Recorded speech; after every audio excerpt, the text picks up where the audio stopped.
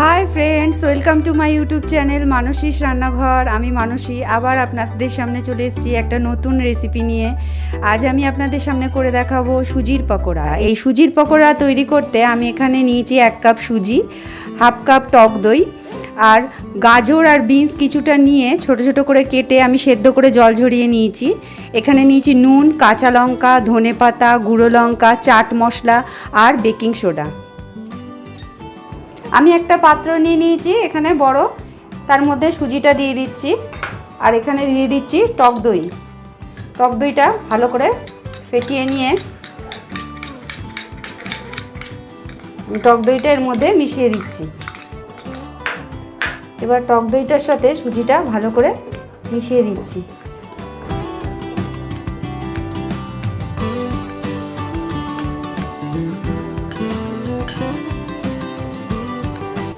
এর মধ্যে আমি দিয়ে দিচ্ছি গাজর আর বিনস, যেগুলো আমি কেটে সেদ্ধ করে নিয়েছিলাম, নিয়ে জল ঝরিয়ে নিয়েছিলাম। আপনারা এটা যে কোনো সবজি দিয়েই করতে পারেন। আমি এখানে দিয়ে দিচ্ছি কিছুটা কাঁচা লঙ্কা, আপনারা ঝালটা আপনাদের পছন্দ মতন দেবেন। দিয়ে দিচ্ছি কিছুটা ধনেপাতা কুচি, নুন দিচ্ছি হাফ চামচ লঙ্কার গুঁড়ো, 1 চামচ মতন চাট মশলা। এই সমস্ত উপকরণ দিয়ে 1 চিমটে মতন আমি বেকিং সোডা দিয়ে দিলাম। এবার আমি এতে দিয়ে দিচ্ছি অল্প পরিমাণে জল। জলটা দিয়ে আমার এটা ভালো করে মেখে নিতে হবে। এটা ভালো করে হাত দিয়ে আপনারা ফেটিয়ে নেবেন। ব্যাটারটা আমার তৈরি হয়ে গেছে। এই যে এইরকম হবে, খুব পাতলা হলেও হবে না, আবার খুব ঘন হলেও হবে না, ঠিক এরকম। বড়া ভাজার জন্য আমরা যেমন বেসনের বড়া করার জন্য যেমন করি, ঠিক সেরকমই। এটা আমি রেখে দিই। এবার আমি তেলটা গরম করে নেব। এবার আমার কড়াইতে তেল দেওয়া হয়ে গেছে, আমি গ্যাসটা জ্বালিয়ে নিলাম। তেলটা এবার আমাকে ভালো করে গরম করে নিতে হবে। তেলটা আমার গরম হয়ে গেছে। এবার আমি বড়ার মতন করে অল্প অল্প তুলবো আর এতে দেবো।